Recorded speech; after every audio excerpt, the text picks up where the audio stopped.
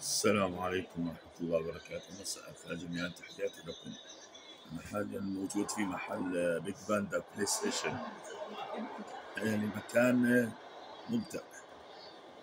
فنحب نعمل فيديو قصير عن مسيرة الحارس المرمى الكبير عامر شفيع الحوت عامر شفيع، والقائد الكبير حسن عبد الفتاح المايسترو خط وسط منتخبنا الوطني الأردني السابق. سنبدأ بعامر شفيع. تاريخ الميلاد 14 من فبراير عام 1982. وهو لاعب كرة قدم أردني معتزل، كان يلعب في مركز حراسة المرمى، وهو أبرز عناصر مرمى المنتخب الأردني على مر تاريخه.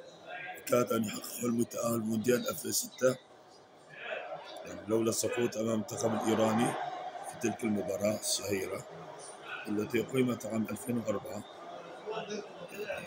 14/9 أو 4/9 أذكرها. خسارة مؤلمة جدا بعد الفوز التاريخي على الاستاد أزادي في طهران قبل ب3 أشهر، من قبل آسيا بشهر. سبحان الله، بعد آسيا هزم المنتخب الوطني أمام الإيراني، الجمهورية الإسلامية الإيرانية، بثنائية نظيفة. يعني كانت خسارة مؤلمة جدا. بعدها قطر هزمت منتخبنا الوطني، والمباراة الكارثية أمام منتخب لاوس، يعني صاير فاز ب3 مقابل 2، لكن كانت مباراة أسوأ مباراة للمنتخب الوطني من وجهة نظري الشخصية. يعني أسوأ مباراة في تاريخ منتخبنا الوطني بالنسبة لي أنا، أمام منتخب لاوس المتواضع جدا. على كل حال قدر الله ما شاء فعل. ومونديال 2014 في البرازيل وصل إلى الملحق الشهير أمام منتخب أوروغواي، غاب عنها الحارس الكبير عامر شفيع، حسن عبد الفتاح، وعامر ديب، عبد الله ديب. والمنتخب كان فعلا بلا عناصر، لا حول ولا قوة إلا بالله.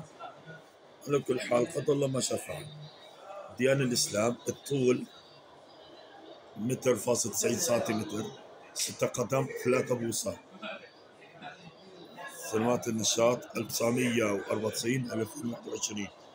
لعب مع المنتخب الوطني من عام 2002 لعام 2021، 19 سنة لعب، 168 مباراة دولية، ويحمل رقم قياسي مع المنتخب الأردني، حيث خاض 168 مباراة دولية، وشارك 4 مرات في نهائيات آسيا، ولعب 15 مباراة.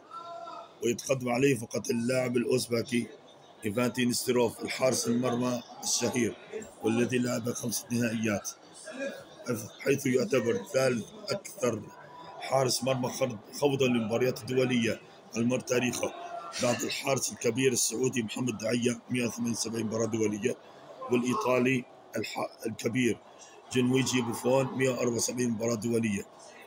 وأبرز إنجازاته: الدوري الأردني 7 مرات، كأس الأردن 4 مرات، درع الاتحاد 3 مرات، كأس السوبر 5 مرات. وأعلن اعتزاله في 8 فبراير عام 2021 بعد أن وصل للسن 38، حيث لعب لمدة 25 عاما في الملاعب، وكان القرار صعبا بالنسبة له لأنه بدأ مسيرته مع نادي يرموك عام 1994، وكان يبلغ عمر 17 عاما، وقدم مستويات رائعة. لاعب مستويات رائعة. الحوت الكبير بالنسبة لي كان أفضل حارس منتخبنا الوطني، وما شاء الله وصد أمام ركلة جزاء الشهيرة أمام المنتخب الياباني، وحرم المنتخب الياباني من التأهل المبكر مونديال 2014. الأندية اللي لعب فيها: اليرموك، الفيصلي، الإسماعيلي المصري، الوحدات، شباب الأردن، الفحيح السعودي. قدم لنا كل شيء رائع كحراسة مرمى، ما تأهل المونديال. قدر الله ما شاء فعل.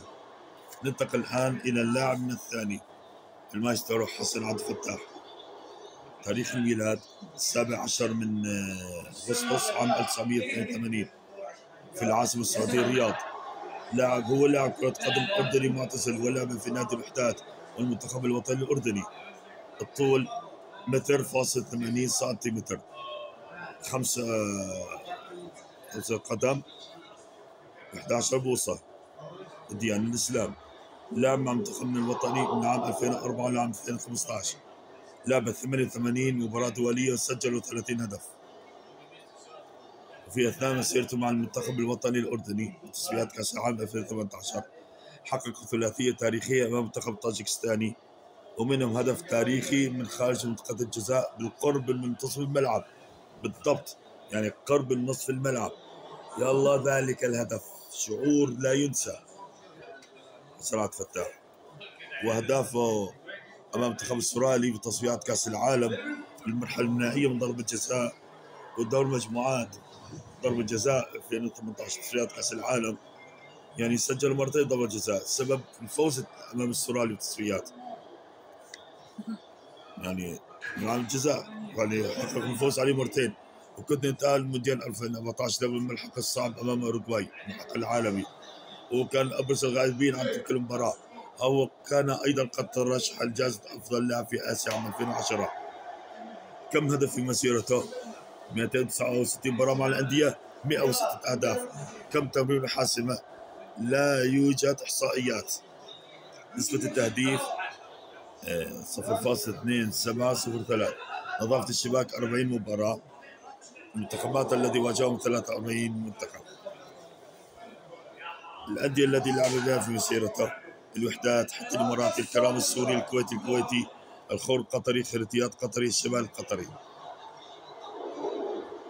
تاريخ اعتزاله 19 يوليو عام 2019، حيث لعب آخر مباراة ضد النادي رمثة، وانتهت المباراة ب3 أهداف مقابل هدف واحد، والتي أقيمت عن الملعب الملك عبد الله الثاني في الكويسمة.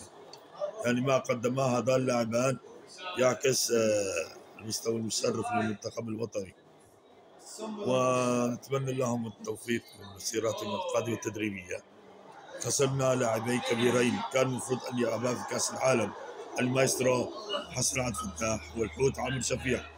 وأحد أجمل أهداف سجلها الحوت عامر شفيع ضد المنتخب الهندي في إحدى المباريات الدولية الودية. هدف جميل من المرمى إلى المرمى، يعني نسينا نكتبها هاي. على كل حال قدم لنا مستويات كبيرة وجميلة. هذا ما سوف هذا كل شيء. والسلام عليكم ورحمة الله وبركاته.